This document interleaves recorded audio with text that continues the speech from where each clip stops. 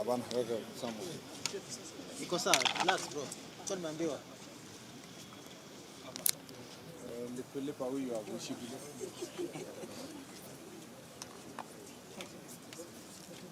Okay. Yes. How are you? I'm good. How are you? Maybe you can start by addressing us on maybe the key issues. I will do a brief and then. Yeah, the key issues maybe that are touching on Murang'a that you're coming from a security meeting. Yeah. And also we can also like to hear about the alcohol and menace in Murang'a because it is still present. Well, thank you very much. Let me first say that we are in Murang'a. This is one of the most industrious county with different economic activities, from farming,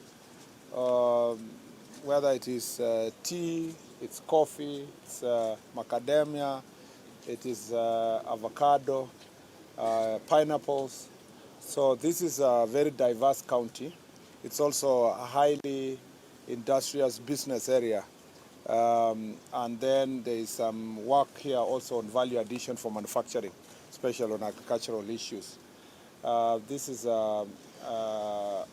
part of the proximity of Nairobi County, and therefore Murang'a County is part of the Nairobi metropolitan area. Therefore, we have come here to appreciate the work that is being done by our county security team and regional security team. A lot of good work has been done here to maintain law and order, and I want to say that I'm happy with the progress we are making, with the good relationship that the security team has with the local community, and the support we get from the citizens of Murang'a towards maintenance of law and order.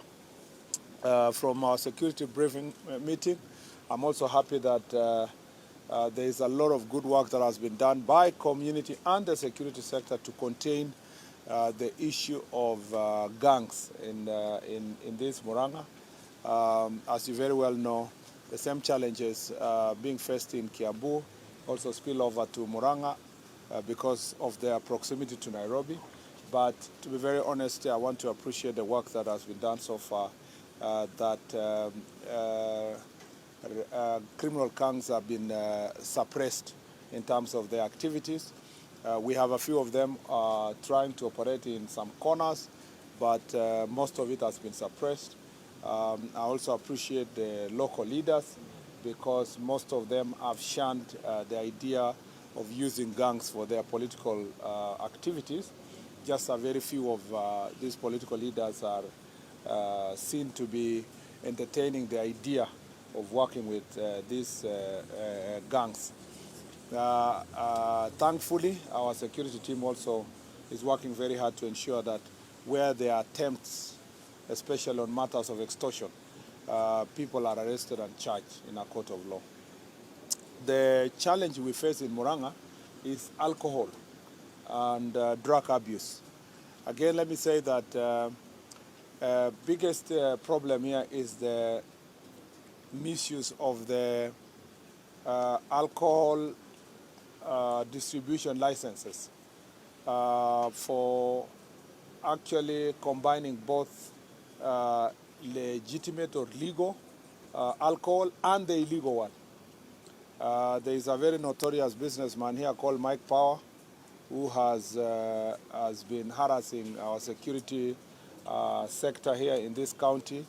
A lot of work has been done by security people to enforce the law, especially in his 58 distribution, nearly 59 distribution outlets within the county. It's unbelievable that one person would have actually in one sub-county, you know, nearly 30 outlets, some of which are small kiosks. And every time an enforcement is done, he has been able to either compromise the security people, the OCSs, the DCI officers, or compromise the county government officials in many places, get licenses even in areas that does not really make sense, and also compromise the courts to get numerous court orders that have actually compromised the law enforcement activities in this county. That has really preoccupied our thinking and we have a plan. I may not divulge all the plan here, but you will see more activities. Last night, as our security team raided some of his outlets, and we were able to confiscate illegal, unadulterated ethanol, and illegal and counterfeit alcohol worth over 3 million shillings, just one evening. And even when that was done, there were calls from all over, including compromise and sabotage from our own security officers. And the IG is going to take disciplinary action against them today. I want to also say that it's just for the record that no person is above the law. No one individual is going to take over a county just because he is misusing resources to buy and compromise people around. I want to appreciate the local leaders who have been very vocal against this particular individual and people of that nature. I'm aware that the county government has wanted to do various enforcements except for the court orders that they have faced, but we have many other ways. Part of the failure is these irrational court orders that he is surviving on perpetually. Some of them are interim court orders which are operating as if it is a final order. It's like a permanent injunction against the enforcement actions by the county government and our officers. Good news is that from a multi-agency perspective, there is violation of so many laws, including Anti-Counterfeit Act, KRA Act, Kenya Bureau of Standards Act, and therefore we shall be resuming our operations on an multi-agency framework. And I want to ask you all the agencies involved to be more proactive. Officers who may be operating in this county and they are from the sister agencies, I will be asking the relevant cabinet secretaries and agencies to take legal action and administrative action against those officers, so that we have officers who will come here, work in a multi-agency form, work together with NACADA to make sure that we are enforcing the law, notwithstanding some of the orders that have been obtained against the county government. That is one individual, but he has greater persuasion in terms of that distribution. He almost is controlling between 20 and 30% of the distribution market of the adulterated ethanol and other kind of counterfeit alcohol, some of which are also substandard. If you understand the law, the difference between substandard, counterfeit, and so forth. Therefore, in the process, we are losing a lot of revenue, while these people are making lots of money by evading payment of taxes, and then the money they have made used to buy everybody around, all officers of government, courts, and other places. And that's why corruption is one of the most dangerous threats to our national security, and particularly to our fight against the alcohol abuse. But let me say this, sometimes we don't give credit to the agencies, government agencies, for what they have done. Remember that sometimes propagandists want to project that maybe Central Province and Muranga, Nyeri are some of the worst hit counties when it comes to alcohol abuse and distribution of alcohol. I must say that that's not true. In fact, except Kiambu, with its proximity to Nairobi, none of the other Mount Kenya region counties comes close to top 10. As you very well know, Trans Nzoia is at the top, followed by Kakamega, followed by Nairobi, Kisumu.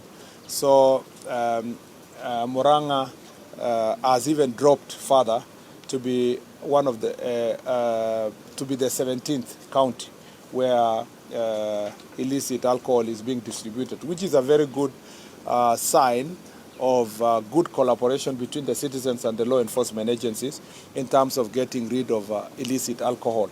And so we must commend citizens of this area, and we must also commend the security agencies. ask every county to work very hard to move towards number 47, not to the top 10. I'm happy also that throughout the process we've come from Jukwaa la Usalama. The work that is happening in Trans Nzoia, which was number 1, is extremely commendable. I look forward to, in 3 months, seeing a significant drop in Trans Nzoia County, Nakuru, where it's also among the top, and the other counties. And when I finally go to Kakamega, we are going to do also further assessment to see how best we can combat this menace. So for the comfort of the people of this region, including this county, you have made significant progress, both the leaders, the people, and the security agencies towards curbing this illicit brew. But if we deal with this individual and a few others, the other challenge we face is in some of the slums here. Slums here around Sabasaba area, problems around Kenol, and all the way to Thika also. Thika has some impact in terms of distribution of illicit alcohol here in the Murang'a County. We deal with those areas together with this one notorious individual. We are going to make great progress in terms of dealing with this alcohol. The third issue that we have is still land issues. It's more significant here, but a lot of work is being done by the Ministry of Lands. Titling is going on in a number of these parcels, and land fraud issues are also being confronted by the DCI team working together with Ministry of Lands, and I believe this will be sorted. Theft is particularly around Kakuzi, and particularly in the Del Monte farm, has also become a problem for us, particularly where political leaders are inciting citizens to invade farms and steal in the name of historical land injustice. It must be known that the multinational companies Kakuzi and Del Monte are some of the top employers here, employing many people who have very low educational level and able to feed many families. And it's important for us as leaders and security team to work together to protect the investors who are in this Murang'a for the sake of the economy of this country and also employment of our young people. Other than that, the rest of the issues are manageable. We are happy to be in Murang'a, and we look forward to a great engagement in the Jukwaa la Usalama, and the resolutions that will come from there will help us to enhance, our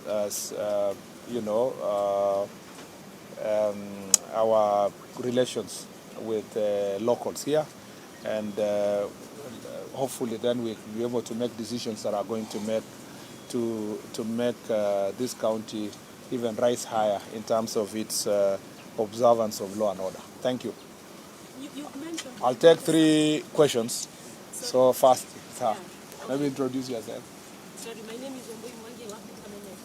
Thank you, Wabo. Yeah. You've mentioned Del Monte, and there has been raising issues of insecurity. Yes. Del Monte.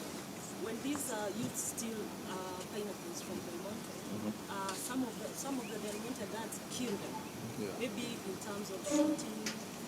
Recently, we reported an issue whereby a vehicle actually ran over a youth who was stealing pineapples from them. Maybe we can talk about it. The rest of the issues, like watu wamekuwa wakipigwa visu sana, but that has been contained. You know, maybe have been able to contain that. But this issue of Del Monte has never been addressed. Yes, that's why I was saying that both ways.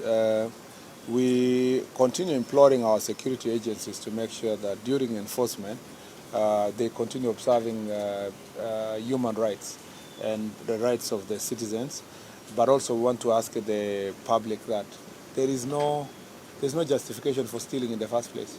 So you can't say that, you can't, for example, say youth who are peacefully stealing pineapples should be protected. There's nothing like that. In the first place, people should not go there to steal.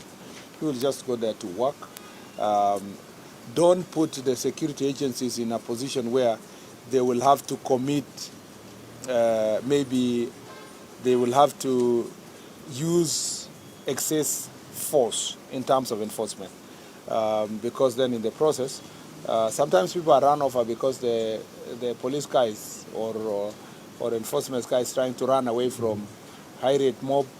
You remember that one of our cars, or the security cars, was also burnt in the process within the Del Monte. This issue should not be there. And that's why I'm saying I implore upon leaders, those elected, those pursuing positions, opinion leaders, let us not normalize theft. Let's not, part of the factors that determine investments in any country is the provision of security, and we must continue making Murang'a a safe place for investors to come and invest. And I request all of us to work together with the investors and appreciate the work they're doing, even as they employ many young people and feed families. If there are social issues, if there are land issues, those can be handled through legal means and through observance of law and order, not through illegal means, not using force either by citizens or law enforcement agencies. So let's not make it normal that it's okay to go and steal pineapples. That people are poor, people are jobless, so they're stealing so to make a living. There's no justification for commission of any crime. If we were to justify every crime, then they will never have a country of law and order. Yes. My name is Wangari Juguna, and I write for People Daily. You've touched on the issue of the gangs, the criminal gangs, and some political leaders affiliating with them. There have been concerns of the comeback of the sects and in central region. Concern of? The illegal sects. Yes. Coming back in the central region as approach the 2027. Probably you can tell us how you intend to address that. Okay. Yeah. No, just basically this use of political gangs. Don't even talk about we've had these sects like Mungiki, MRC, Chingororo, Panga Boys, Baghdad Boys, characters like Confirm in Nakuru, and Angola Msumbiji, and all those kind of things are some gangs and sects that have been in the country for many years. But you see, what the new phenomenon is that it's not just even about, politicians are not building long-lasting gangs. That's not their idea. They are looking to take advantage of young people for short assignments, And you see, as they do so, short assignments in the sense that the assignment is not positive.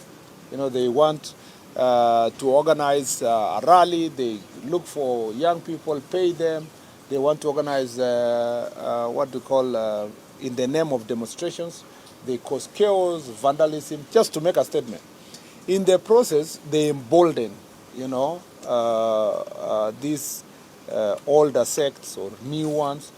They also create some kind of demand on the side of politicians, because then it encourages young people that if you don't have a job, you can go and form in quotes, a security team, a gang, so that then you can always have your leader go and collect money from political actors and tell them, we'll give you security, we'll do this. And sometimes they have no loyalty to any person. They are available for hire.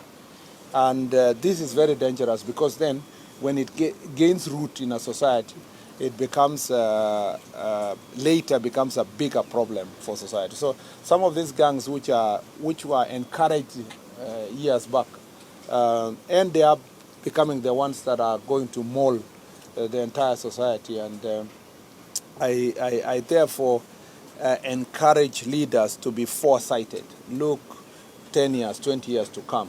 What kind of environment are you going to have if you're going to be engaging in establishment of gangs? And also, more importantly, the citizens. Because if people stand up and say, we are not going to elect so-and-so, because is encouraging resurgence of gangs and so forth, that's our society. Then if voters make it punitive for elected or aspirants for them to pay young people and establish gangs and use them for violence, then it will not thrive. It's also a question of society. If we embrace it, defend them and call them our children. We want our children. The rest of the day, it will be the old story of the person who kept a dangerous animal in their house to protect. When there was no one else around to attack, they were the ones who were mauled.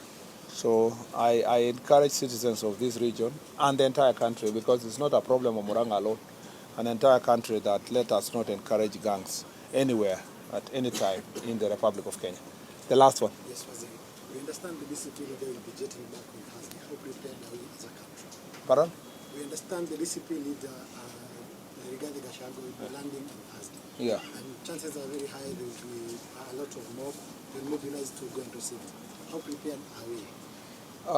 First of all, your question sounds funny because there are so many people landing in Kenya every day. So I don't know why we should be worried about one person landing. Should we be, should we? There are two things to think about what you are saying. One is that in the absence of that leader in the country, or his arrival is a security threat, which is not entirely, which means you are not really entirely wrong, because in the last few months or weeks when he has not been around, the country has been very peaceful. And so you have a point by saying that perhaps the security agency should be prepared for a more chaotic environment as a result of his coming back to the country. Let me say that the security sector is prepared to deal with any insecurity issues. The last time he was around, and there were so many goons in the same of protests, we were very prepared. And every other minute, the National Police Service is prepared to protect citizens and their property. We, of course, are aware of those elements of threatening disruptions, threatening football, threatening all these other issues. I need to say that we will take legal action against anybody who is going to break law. I wish Kenya remained peaceful as it was for the last 3 to 4 weeks. And I wish people continued their political activities in a more peaceful environment like we've seen in the last 4 or 5 weeks. But because we sometimes have no control of people's behavior and character, then we must be prepared to protect the citizens. And maybe let me use also this opportunity to add that as a National Police Service, first I want to thank IG here and the team for doing a fantastic job to secure Kasarani on Sunday. That was a fantastic job that was done to make sure that we abide by the CAF rules. I know on Friday we have a very big match. In fact, we shall be starting Jukwaa la Usalama at 7 in the morning, so that some of us can also be available to watch the match. It's a moment of pride for the country, and I want to assure the citizens of Kenya that we will abide, again, we will provide the necessary security to make sure that the sports activity is successful.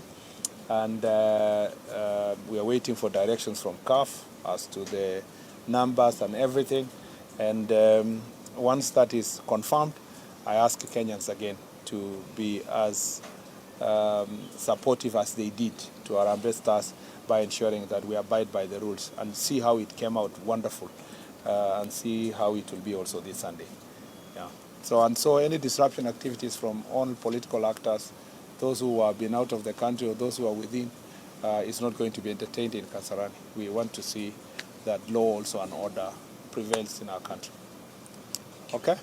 Asante sana. Thank you. Thank you very much.